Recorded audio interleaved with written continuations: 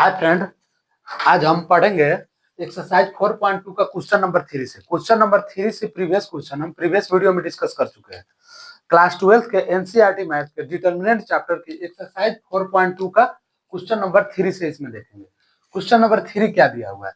दिया हुआ है आपका using cofactor of element of second row evaluate del equal to determinant 5 3 8 2 0 1 1 2 3।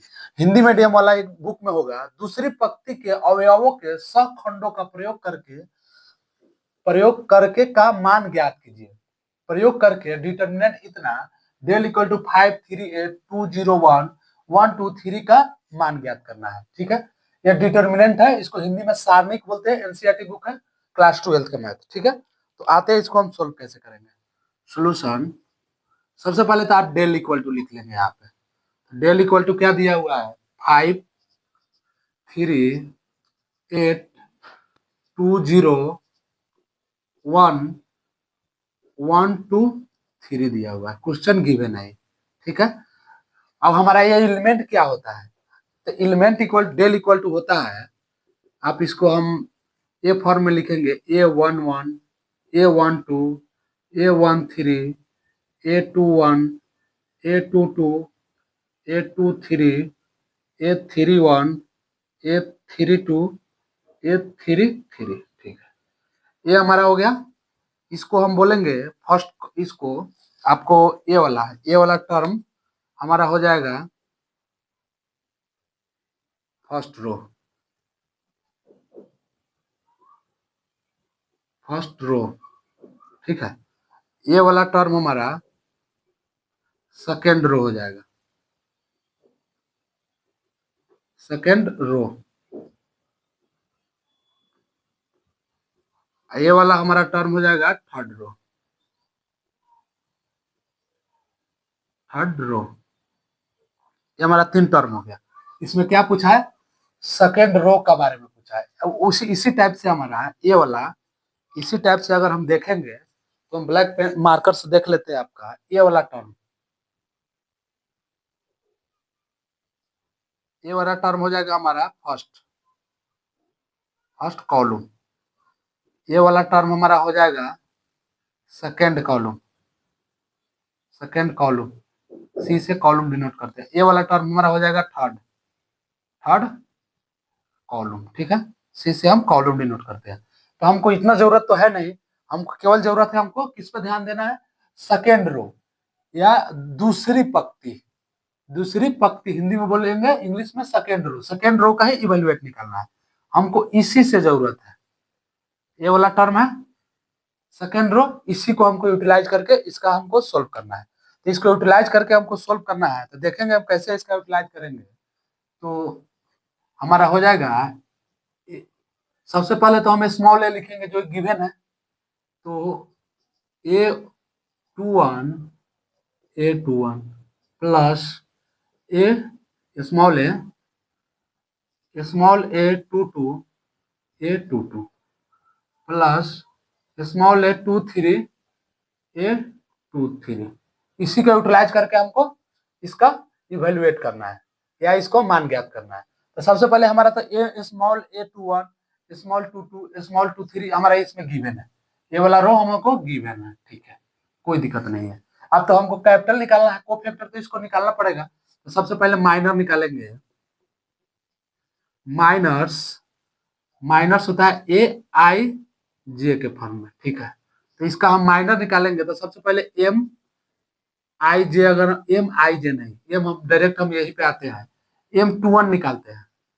M21 निकालेंगे तो हमारा क्या डिटरमिनेंट बचेगा? इसका रो और इसका कॉलम कैंसिल हो जाएगा। 3823 बचेगा।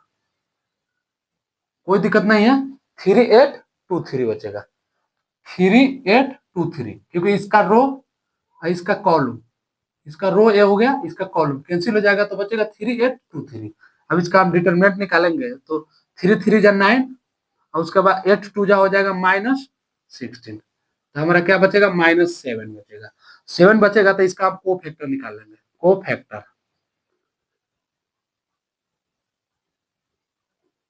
इसका को फैक्टर निकालेंगे तो को फैक्टर का हमारा कॉन्सेप्ट होता है A21, इसका -1 के पावर 2+1 M21, ठीक है। इसका हम फार्मूला को हम इंट्रोडक्शन वाला वीडियो में मैक्सिमम टाइम हम डिस्कस किए हुए हैं। उसके बाद एक्सरसाइज 2, 3, 4 में हम डिस्कस किए हुए हैं एक्सरसाइज। इसका प्रीवियस क्वेश्चन में क्वेश्चन 2 और क्वेश्चन 3 में भी इसका हम डिस्कस किए हुए कोफैक्टर को। तो हम यहाँ पे देखेंगे ध्यान से देखेंगे। आपको -1 के पावर 2+3 है तो -1 के पावर 3 हो जाएगा, 2+1 है तो 3 हो जाएगा। M21 का वैल्यू हमारा -7 आ गया, मल्टीप्लाई -7, ठीक है। कोई दिक्कत नहीं है, तो कोई दिक्कत नहीं है। तो इसको हम -1 के पावर 3 है तो हमारा -1 हो जाएगा, यहाँ -7 से मल्टीप्लाई होगा तो हमारा 7 हो जाएगा। कोई डाउट नहीं, ठीक है। अब इसका माइनस निकालते हैं, माइनस निकालते हैं A22 का, M22 हम माइनर किस फॉर्म में लिखेंगे। अब इसका कॉलम इसका रो कैंसिल हो जाएगा तो बचेगा 5813 बचेगा हमारा। इसको हम डिटर्मिनेंट निकालेंगे तो 5 3 जा हो जाएगा आपका 15 -1 8 जा 8 हो जाएगा, इक्वल टू हमारा क्या आया 7 आया। अब इसका हम को फैक्टर अगर निकाल लिए, को फैक्टर निकाल लिए तो A22 निकालेंगे तो हमारा क्या बचेगा -1 के पावर 2+2 मल्टीप्लाई हो जाएगा M22। तब -1 के पावर 2+2 होगा तो -1 के पावर आपका 4 हो जाएगा, कोई दिक्कत नहीं है। गुना M22 का मान आया हमारा 7 इक्वल टू -1 के पावर 4 है तो 4 तो -1 ही हो जाएगा, क्योंकि -4 बार मल्टीप्लाई हुआ तो माइनस माइनस प्लस, फिर minus minus plus plus plus पल से होगा तो 7 हो जाएगा। कोई दिक्कत नहीं है, आपका 7 आएगा। अब एक और नेक्स्ट टर्म बच रहा है, नेक्स्ट क्या बच रहा है 1। तो इसका हम अब पहले सबसे पहले इसका माइनर निकाल देते हैं। तो इसका हम अगर माइनर निकालेंगे, इसका माइनर निकालेंगे तो हमारा क्या आएगा M23 का माइनर निकालेंगे तो इसका रो और इसका कॉलम कैंसिल हो जाएगा तो बचेगा क्या बचेगा 5312 बचेगा। तो इसका डिटर्मिनेंट अगर निकालेंगे 5312 का तो 5 से 2 में मल्टीप्लाई होगा तो आपका हो जाएगा 10 और 3 से 1 में मल्टीप्लाई होगा तो -3, तो इक्वल टू आपका बच जाएगा 7 बचेगा। अब इसका हम को फैक्टर निकालेंगे, को फैक्टर निकालेंगे तो A23 का -1 के पावर 2+3, उसके बाद नेक्स्ट आपका M23 हो जाएगा।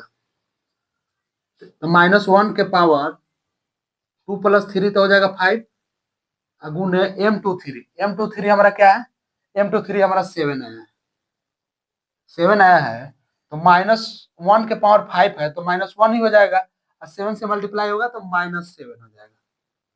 कोई डाउट नहीं, ये आ गया। अब आते हैं इस कंसेप्ट पे, इस कंसेप्ट पे हम इसका वैल्यू पुट कर लेते हैं और इस हमारा रिजल्ट निकालते हैं। ये हमको को फैक्टर निकालना था। फर्स्ट वाला हमारा को फैक्टर आया 7, सेकंड वाला हमारा को फैक्टर आया क्या है 7 ही आया है, थर्ड वाला -7 आया है, ठीक है। ये तीनों रिजल्ट का यूटिलाइज करेंगे। A21 हमारा डिटरमिनेंट में 2 दिया। सबसे पहले इसे हम लिख लेते हैं। पहले A21 plus A22 plus A23 इसका यूटिलाइज करके हमको सोल्व करना है। तो यूटिलाइज करके सोल्व करना है A21 स्मॉल A21 का वैल्यू हमारा 2 दिया हुआ है, मल्टीप्लाई हो जाएगा क्या हो जाएगा यहाँ पे को फैक्टर A21 का को फैक्टर 7 आया है, प्लस में 7 आया है को फैक्टर। ये तो हमारा माइनर है, माइनर का यूटिलाइज करके हम को फैक्टर निकालेगा 7 आया, 7 हो जाएगा प्लस A22 तो 0 हो गया, A22 स्मॉल 0 हो गया, कैपिटल A22 को फैक्टर 7 है तो मल्टीप्लाई 7 हो जाएगा प्लस A23 हमारा 1 है, 1 हो गया, कोई दिक्कत नहीं, मल्टीप्लाई हो जाएगा A23 कैपिटल हमारा -7 आया है, -7 आया है।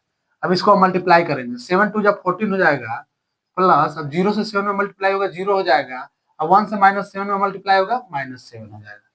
अब इसको 14 -7 लिखाएगा। अब नेक्स्ट आते हैं तो 14 में से 7 जाएगा तो 7 हो जाएगा। आपका हो जाएगा डेल इक्वल टू इक्विवेलेंट या इवेल्युएट या इसका मान आपका 7 हो जाएगा। 7 हमारा रिजल्ट हो गया। तब इसको हम लिखेंगे कैसे, लिखेंगे इवेल्युएट सेकेंड रो इवेल्युएट या दूसरी दूसरी पंक्ति अवयवों अवयवों का सखंडों का प्रयोग करके इसका मान 7 ही हो गया। इसको आंसर लिख लेना 7, कुछ नहीं लिखना है इसमें, क्योंकि इसका मान निकालना है। मान हमारा रिजल्ट आ गया 7। ठीक है, एक बार इसको हम रिकैप करा देते हैं। रिकैप कराएंगे, हमारा डिटर्मिनेंट ए दिया हुआ है। ठीक है, ये वाला हम डिटर्मिनेंट लिख लिए, थ्योरी वाला पर्सन समझने के लिए लिखे हैं। इसको फर्स्ट रो, इसको सेकेंड रो, इसको थर्ड रो बोलते हैं। इसको फर्स्ट कॉलम, इसको सेकेंड कॉलम, इसको थर्ड कॉलम बोलते हैं। कोई डाउट नहीं है, ध्यान से देखेंगे। ये वाला हमारा होता है फर्स्ट रो, ये वाला होता है सेकेंड रो, ये वाला होता है थर्ड रो। इसको बोलते हैं आप फर्स्ट कॉलम, इसको सेकेंड कॉलम, इसको थर्ड कॉलम बोलते हैं। तो हमको इतना का तो जरूरत है नहीं, हमको केवल जरूरत है इसका सेकेंड रो का, क्योंकि हमारा दिया हुआ है यहाँ पे क्वेश्चन में सेकेंड रो को यूटिलाइज करके इवेल्युएट निकालना है। तो सेकेंड रो का ये वाला कंसेप्ट होगा, क्योंकि ये डिटर्मिनेंट का स्मॉल a21 में कोफैक्टर a21, स्मॉल a22 में कोफैक्टर a22, स्मॉल a23 में कोफैक्टर a23। तो हमारा स्मॉल a21 a22 a23 हमको पता है, क्योंकि डिटरमिनेंट में हमको दिया हुआ है। और कैपिटल हमको निकालना है। तो कैपिटल निकालना है तो सबसे पहले तो हम माइनर निकालेंगे। कोफैक्टर निकालने के लिए माइनर निकाल लेंगे। माइनर निकालेंगे तो माइनर का यूटिलाइज करके ये वाला कंसेप्ट लगा के हम कोफैक्टर निकाल लिए। तीनों का, तीनों एलिमेंट का हम कोफैक्टर निकाले। ठीक है, कोफैक्टर हमारा रिजल्ट आ गया। तो रिजल्ट को उस इक्वेशन में पुट करके हम रिजल्ट ला लिए। तो रिजल्ट हमारा आएगा 7। ठीक है, इसको नोट कीजिए। उसके बाद क्वेश्चन नंबर 4 देखते हैं।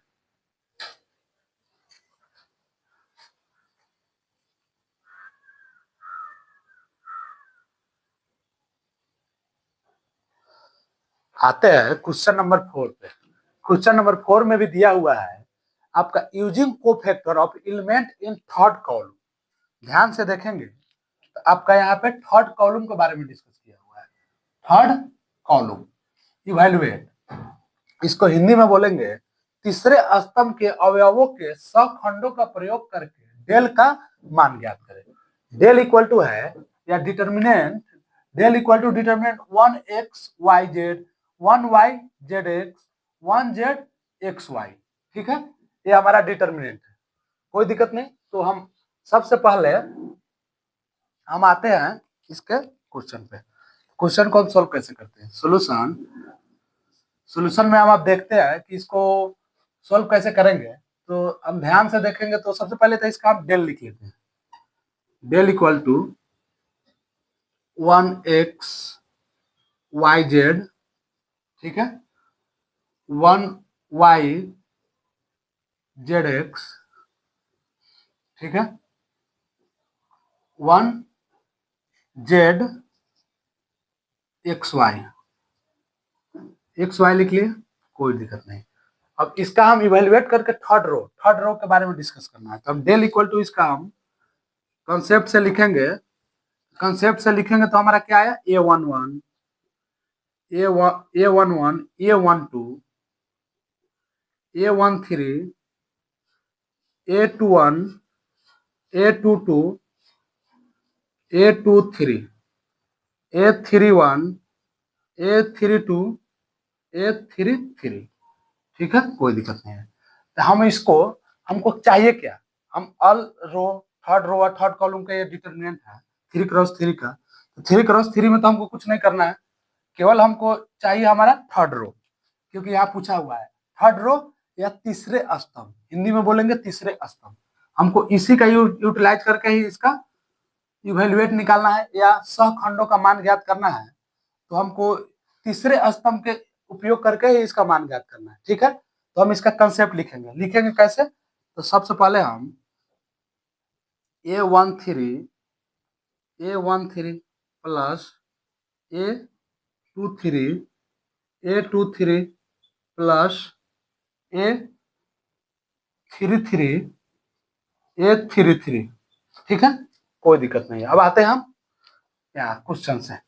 ये वाला कंसेप्ट को तो यूटिलाइज करना है हमको। ठीक है, तो ये वाला कंसेप्ट यूटिलाइज करना है तो सबसे पहले तो माइनर और कोफैक्टर इसका निकालना पड़ेगा ना। तो माइनर और कोफैक्टर हम निकालेंगे, क्योंकि यहाँ पे कॉल इसको बोलेंगे कॉलम थर्ड, कॉलम थर्ड। ठीक है, कॉलम थर्ड है। ठीक है। तो इसका माइनर और कोफैक्टर निकाला है कॉलम थर्ड का। तो सबसे पहले तो हम क्या निकालेंगे, सबसे पहले हम निकालेंगे माइनर, माइनस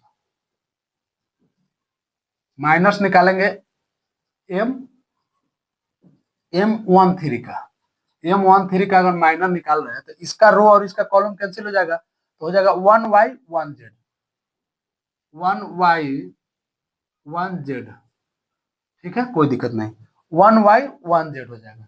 तो इसका हम सोल्व कर लेंगे, तो सोल्व कर लेंगे तो z माइनस वाई हो जाएगा, z माइनस वाई होगा। इसका आप कोफैक्टर निकालेंगे, कोफैक्टर अगर हम निकाल रहे हैं तो A13 अगर करेंगे तो आपका हो जाएगा -1 के पावर 1+3 M13 हो जाएगा, ठीक है, कोई दिक्कत नहीं है।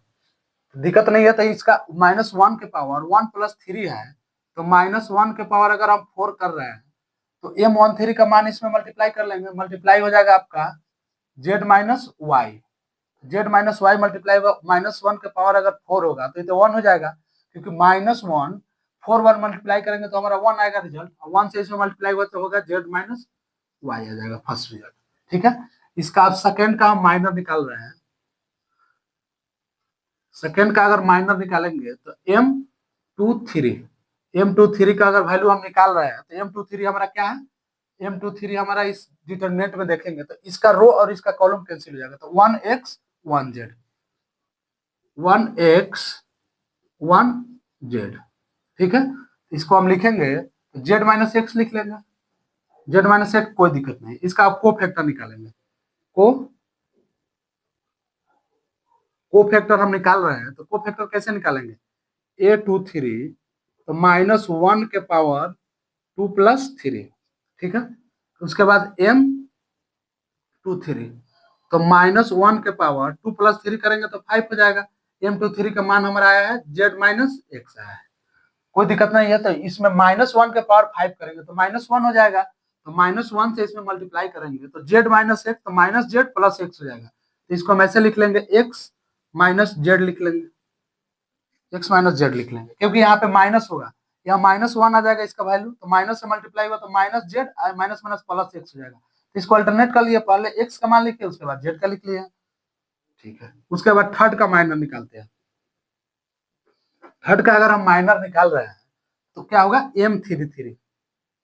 M33 का अगर हम माइनर निकालेंगे तो हमारा रिजल्ट क्या आएगा, ध्यान से देखेंगे तो इसका हमको रो और इसका रो और इसका कॉलम कैंसिल हो जाएगा, 1x1y हो जाएगा आपका, 1x1y होगा, ठीक है।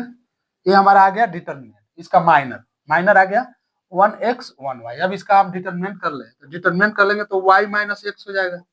अब इसका हम कोफैक्टर निकाले, कोफैक्टर हम इसका निकाल रहे हैं तो हो जाएगा A33 इक्वल टू, A33 हम निकाल रहे हैं, A33 हम निकालेंगे तो हम देखेंगे ध्यान से, तो हो जाएगा -1 के पावर 3+3, m हो जाएगा आपका 33, तो -1 के पावर 3+3 तो 6 हो जाएगा। M33 का वैल्यू आ जाएगा आपका y minus X, Y minus X आ गया, इससे मल्टीप्लाई हुआ तो -1 के पावर 6 है, इसको थोड़ा अच्छा से लिखते हैं, मल्टीप्लाई y माइनस एक्स, ठीक है, पता चल रहा है, कोई दिक्कत नहीं है।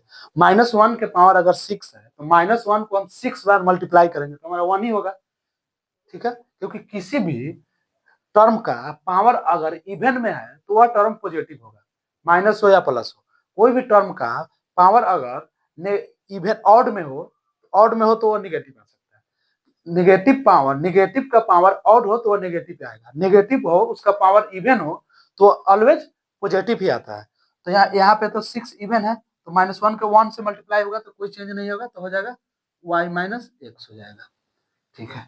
यहाँ तक कोई दिक्कत नहीं है, यहाँ तक इसका कोफैक्टर निकाल लिया, अल टर्म का कोफैक्टर इसका भी निकाल लिया, कोफैक्टर इसका निकाल लिया, कोफैक्टर इसका भी निकाल लिया, हमारा रिजल्ट ए आया। उसके बाद नेक्स्ट रिजल्ट है और थर्ड रिजल्ट ए आया, ठीक है। अब आते हैं इस इक्वेशन पे, इस इक्वेशन को यहाँ पे लिखते हैं तो हो जाएगा A13 plus A23 A23 plus A33 ठीक है, कोई दिक्कत नहीं है। अब आते हैं इसके कंसेप्ट पे, इसका हम मान पुट करते हैं। तो इसका हम मान पुट करेंगे अगर A13 तो A13 हमारा YZ हो गया, YZ हो गया इंटू ए स्मॉल A13, स्मॉल A13 है क्योंकि हमको इसी का इवेल्युएट या मान निकालना है, कॉलम थर्ड का है क्योंकि क्वेश्चन में दिया हुआ है कॉलम थर्ड का ही, अदर कॉलम पे हमको डिस्कस नहीं करना है। तो हमारा ए है, इसका A13 कैपिटल कोफैक्टर क्या है, Z minus Y, Z minus Y आया है, कोई दिक्कत नहीं, यहाँ पे प्लस का साइन हो जाएगा।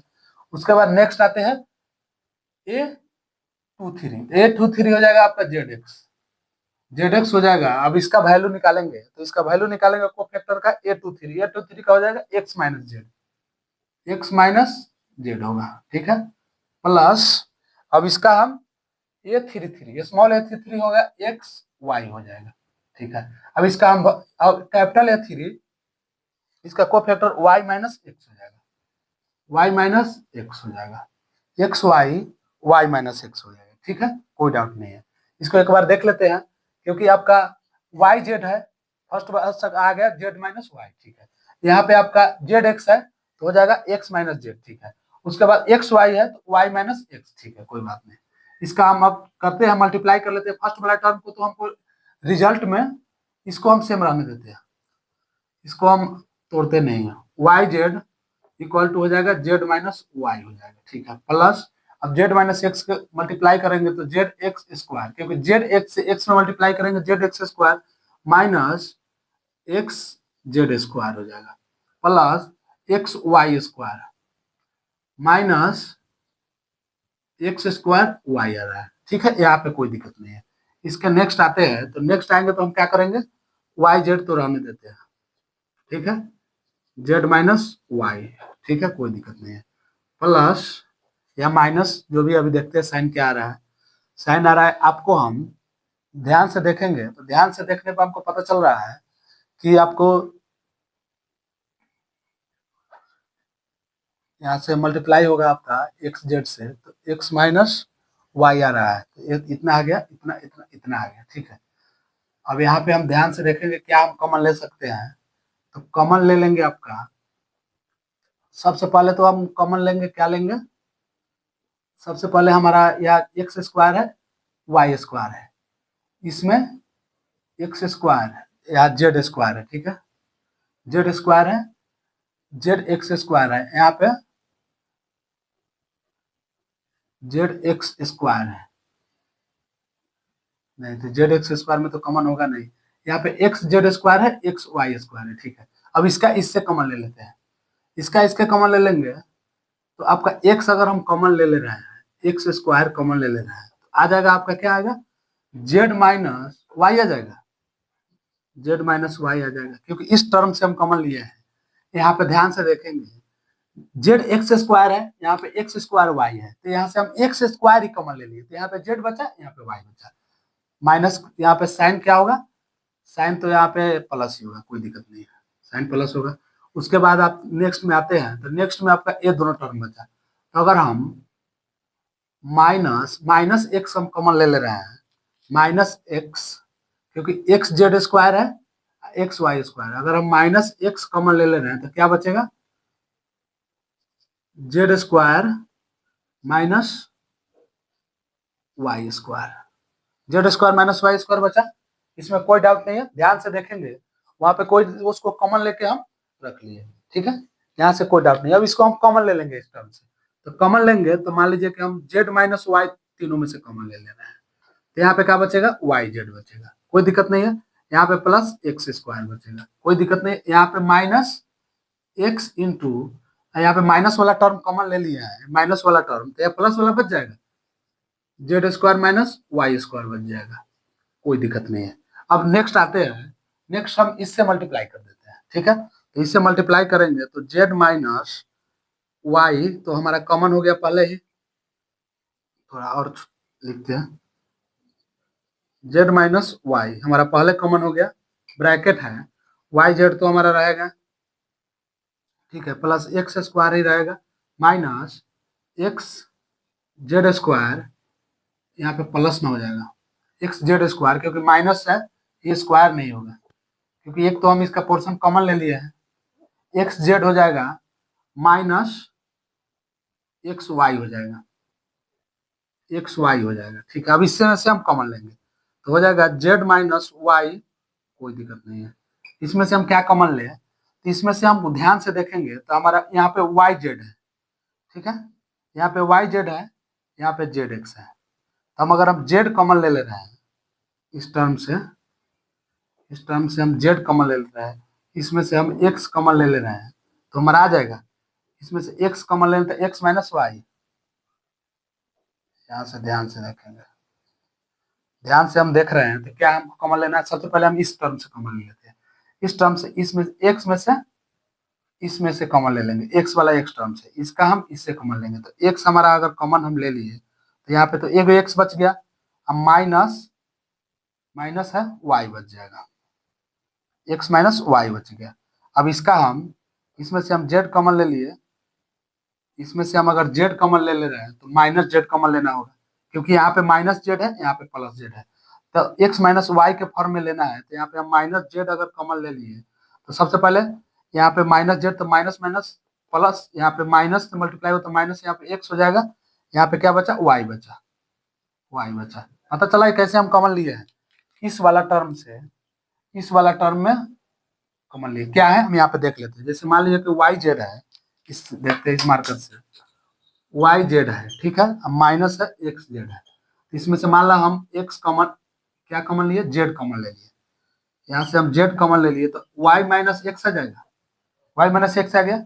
अब अगर वाई माइनस एक्स आ रहा है तो हम माइनस अगर और कॉमन ले रहे हैं तो एक्स माइनस वाई हो जाएगा, कोई दिक्कत नहीं, जिनके माइनस से मल्टीप्लाई हो तो minus X minus minus plus Y. ठीक है, तो वही हम किए हैं, अब ले लिए तो हमारा रिजल्ट आ गया। अब ध्यान से देखेंगे तो आपका है जेड माइनस वाई है, कॉमन ही है। अब एक्स माइनस वाई दोनों में से कॉमन ले लेते हैं, तो एक्स माइनस वाई कॉमन ले लेते हैं।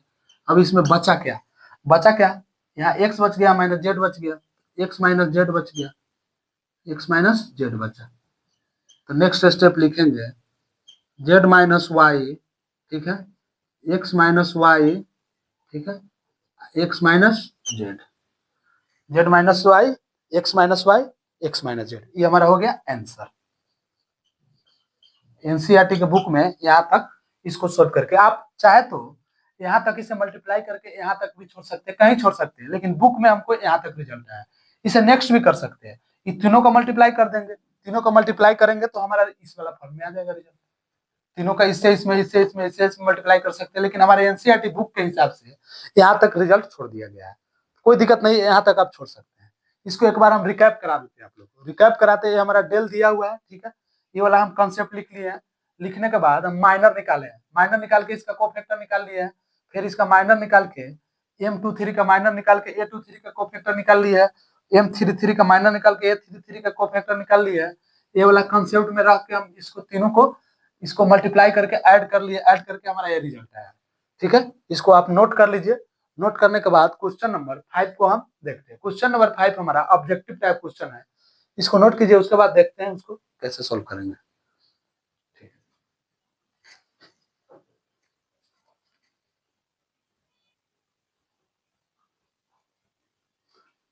आते हैं क्वेश्चन नंबर 5 पे।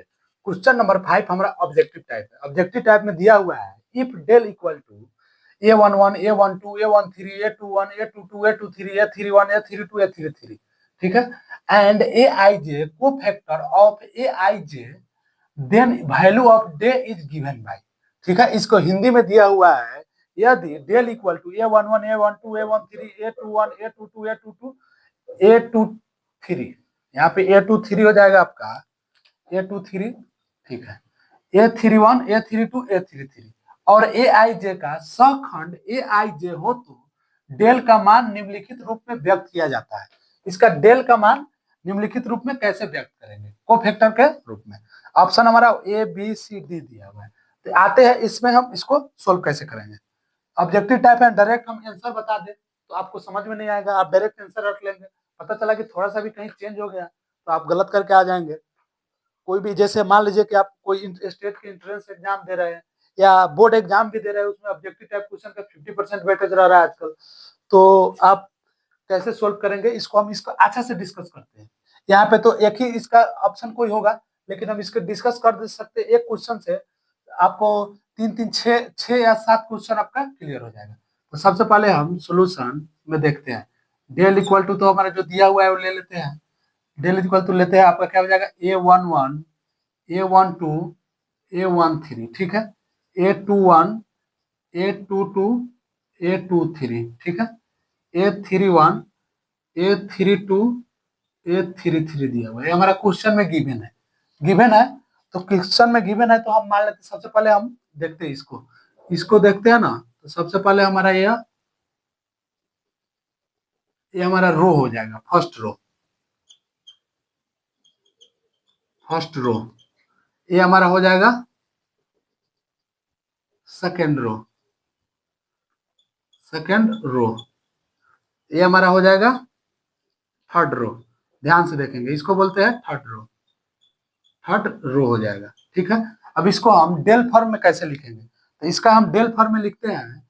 सबसे पहले इसका स्मॉल वाला value A11 plus A12 plus A13, ठीक है। सेकेंड रो का लिखते हैं A21, पहले स्मॉल वाला वैल्यू उसके बाद कैपिटल को factor A21 plus A22 plus इसके बाद स्मॉल वाला वैल्यू पहले लिखते हैं डेल इक्वल टू A23 लिखेंगे। इसके बाद थर्ड में लिखते हैं A31, तो A31 प्लस A32, तो A32 हो जाएगा प्लस A33 हो जाएगा। ये तो हो गया हमारा रो वाला कॉलम। लेकिन रो वाला हमारा इसमें कोई सेटिस्फाइड नहीं कर रहा है, कोई इसमें नहीं रो वाला मैच कर रहा है। तो अब आते हैं कॉलम पे। कॉलम वाला हम डिस्कस करते हैं। कॉलम वाला कैसे होगा, आपका मान लीजिए ये वाला हमारा फर्स्ट कॉलम हो जाएगा, कॉलम 1। ये वाला हो जाएगा हमारा कॉलम 2। ये वाला हो जाएगा हमारा कॉलम 3। इसको बोलेंगे हम C1, इसको बोलेंगे C2, इसको बोलेंगे हम C3। कॉलम 1, कॉलम 2 और कॉलम 3। तो मान ले इसका वैल्यू सबसे पहले निकाल रहे हैं। इसका वैल्यू निकालेंगे तो सबसे पहले तो आपका हो जाएगा A11 प्लस इसका सेकेंड टर्म A22 डिटरमिनेंट वाला वैल्यू A22 नहीं A21, तो कैपिटल भी A21 को फैक्टर का प्लस A31 कैपिटल भी A31 हो गया, ठीक है। इसका वैल्यू तो आप निकल गया।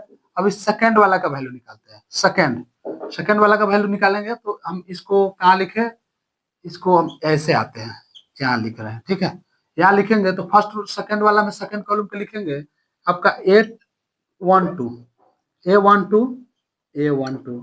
प्लस A22, ठीक है। A12 प्लस उसका हो जाएगा A32, कैपिटल भी A32, कैपिटल का मतलब होता है को फैक्टर। अब लास्ट है इसको भी हम यहाँ लिखते हैं, ठीक है। इसका फर्स्ट कॉलम का हो जाएगा A13 प्लस A23 क्योंकि ये वाला टर्म को लिखना है A23, तो कैपिटल A23 हो जाएगा प्लस आपका हो जाएगा A33, तो आपका हो जाएगा A33, तो आपका हो जाएगा A33। हम इसमें रिजल्ट देखेंगे हमारा मैच कौन कर रहा है। ध्यान से देखेंगे तो हमारा रिजल्ट ऑप्शन में देखेंगे हमारा इस 6 में से 3 टर्म ये है रो का, 3 टर्म है हमारा कॉलम का। ये हमारा हो जाएगा कॉलम 1 का, ये वैल्यू हमारा है कॉलम 1 का, कॉलम 1 का। ये वैल्यू हमारा हो जाएगा कॉलम 2 का। ये वैल्यू हमारा हो जाएगा कॉलम 3 का, ठीक है। कॉलम 3 का हमारा 6 वैल्यू होगा। 6 के अलावा अगर 3x3 का मैट्रिक्स तो 6 होगा, डिटरमिनेंट्स है तो 6 ही होगा। अगर 3x4 का हो या 4x4 का हो तो जितना रहेगा, जितना क्रॉस जितना हो जाएगा। तो हमारा इसमें 6 वैल्यू ही होगा, 6 इक्वेशन आएगा। अब इस 6 इक्वेशन में ऑप्शन में देखेंगे कौन मैच कर रहा है। तो ये हमारा मैच नहीं कर रहा है, ये ऑप्शन नहीं होगा। इसको देखे A21, तो A21 इसका अल्टरनेट है, तो ये मैच नहीं कर रहा है। क्योंकि ध्यान से देखेंगे जो स्मॉल में रहेगा वही वैल्यू कैपिटल में रहेगा, दोनों सेम ही रहेगा। अब प्लस सीक्वेंस वाइज सीक्वेंस रो के सीक्वेंस या कॉलम के सीक्वेंस में जाएगा, ये वैल्यू हमारा भी नहीं होगा, ठीक है। 3 में आते A21 A11, ये भी नहीं होगा। अब फोर्थ में आते हैं, A11 A11, A21 A21, A31 A31, ये हमारा कॉलम 1 सेटिस्फाइड कर रहा है, कॉलम 1, ये हमारा रिजल्ट हो जाएगा डी। ठीक है, डी हमारा रिजल्ट हो जाएगा। इसी प्रकार इसको हम नोट कर लेंगे।